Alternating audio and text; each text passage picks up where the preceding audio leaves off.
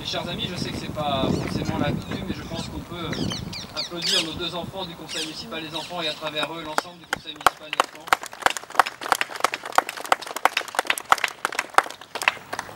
Merci, un petit peu comme cette Marseillaise improvisée tous ensemble. Ce sont des moments de mémoire émouvants que nous aimons partager ensemble ici. Mes chers amis, mon cher Marcel, dont on ne sait pas si c'est le président de l'UNC qui est avec nous ou celui qui marchait avec la division Leclerc, un peu des deux, évidemment. Évidemment, toujours beaucoup de plaisir que de t'avoir avec nous lors de ces commémorations.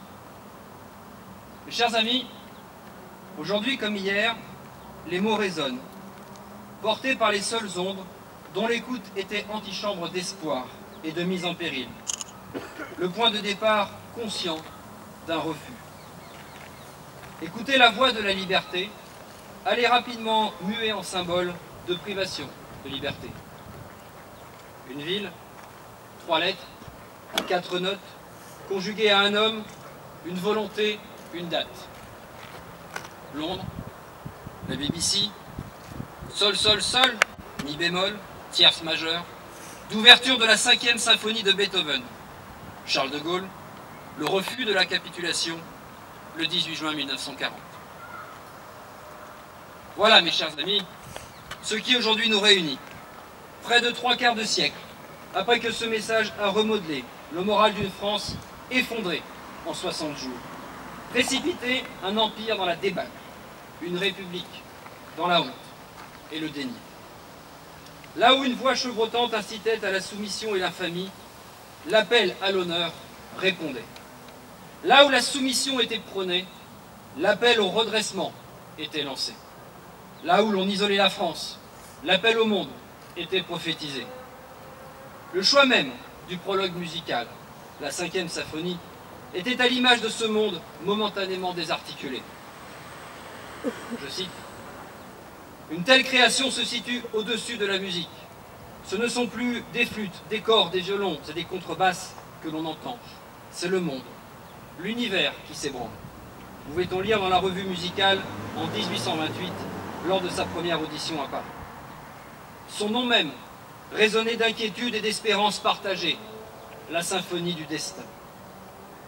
La puissance de la musique, jointe au rythme incantatoire des questions et des réponses de l'appel, l'affirmation de la survie et de l'appel à résister, confère au message radiophonique une force dramatique jamais atteinte. Peu nombreux demeurent celles et ceux qui, à son écoute, prirent l'engagement, parfois irrationnel, au vu des circonstances, de mêler leur vie à cet acte, à cet appel du destin. Femmes et hommes de France, aux âges, aux parcours différents, civils et militaires, croyants comme athées, venus de la terre de France comme de l'Empire, tous et chacun, porteurs du deuil d'une nation, tous et chacun, confiants évidemment en sa résurrection, tous et chacun, mettant au service d'une France effondrée leur impulsivité à lui redonner sa grandeur. Oui, mes chers amis, par l'engagement de ces femmes et de ces hommes, le 18 juin 1940 voit se clore un cycle et s'en projeter un autre. Un monde nouveau, d'où inéluctablement naîtra un nouveau monde. Le chemin sera rude. Le sang et les larmes, promis par Winston Churchill au peuple anglais, sera partagé. L'histoire leur adjoindra, je cite à nouveau, le long cortège d'ombres défigurées, les clochards épiques de Leclerc, ceux qui sont morts dans les caves sans avoir parlé, tous les tondus et tous les rayés des camps de concentration, les affreuses files de nuits et brouillards, les 8000 Françaises mortes à Ravensbrück, ce peuple né de l'ombre et disparu avec elle, nos frères dans l'ordre de la nuit. Personne, en cette soirée pluvieuse à Londres, ne peut donner un nom aux souffrances qui viendront à être endurées. Chacun, en pleine conscience, adhère à cette part de destin individuel qui, unie aux autres, ne peut couvrir à la voie de la victoire.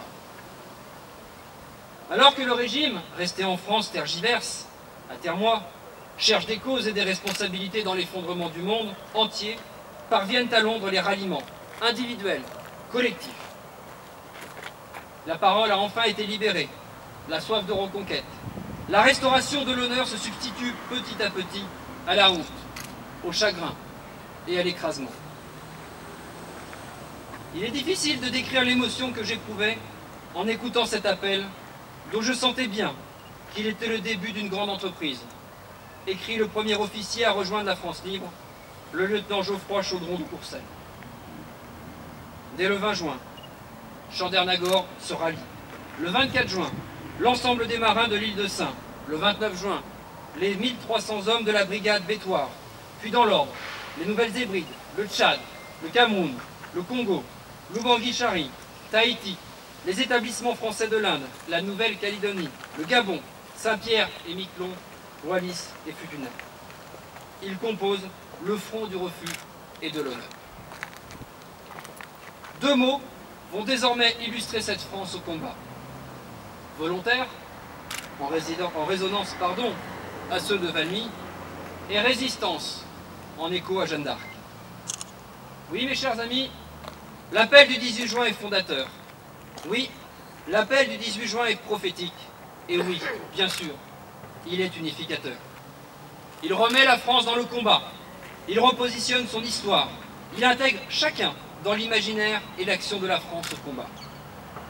Il demeure à la fois un point d'arrêt, je le disais, mais également un point de départ. Ne fixe qu'un objectif, le maintien de la patrie, certes bousculé et à terre, mais qui ne demande qu'à se relever, ramasser l'épée et se remettre au combat pour un avenir meilleur. Le destin ne s'offre qu'à ceux qui le défient. Le message du 18 juin fédère celles et ceux qui se reconnaissent dans ce pari. À Koufra, à Rivière-à-Caïm, le drapeau sera relevé. La marche vers l'inéluctable victoire au sein du camp allié sera validée, tout comme la France signant la capitulation de l'ennemi à Reims en 1945. Peu certes entendirent cet appel. Sa diffusion par presse, tract, connut une ampleur qui provoqua tant l'afflux d'engagement que l'enclenchement de la répression à l'encontre de ceux qui ne se soumettaient pas, à la mort lente de la patrie engluée dans la collaboration. Il nous appartient aujourd'hui de conserver et de transmettre ces valeurs d'abnégation et de résistance, d'honorer ceux qui, sans concession, malgré les effets contraires et momentanés de l'histoire, surmettre l'engagement pour la patrie au-dessus de toute autre considération. Celles et ceux qui ne virent pas se lever le jour de la victoire. Celles et ceux qui, sacrifiés, en pleine confiance, témoignent que 1940 à 1945, ces fils se sont battus pour que vive la France. Charles de Gaulle, déjà rétrogradé, se vit dès août 1940 condamné à mort par contumace. L'histoire montre qu'il était déjà trop tard. D'une débâcle, l'appel du 18 juin avait fait une résurrection. D'un constat, une prophétie. D'une analyse, une marche vers la victoire. Merci.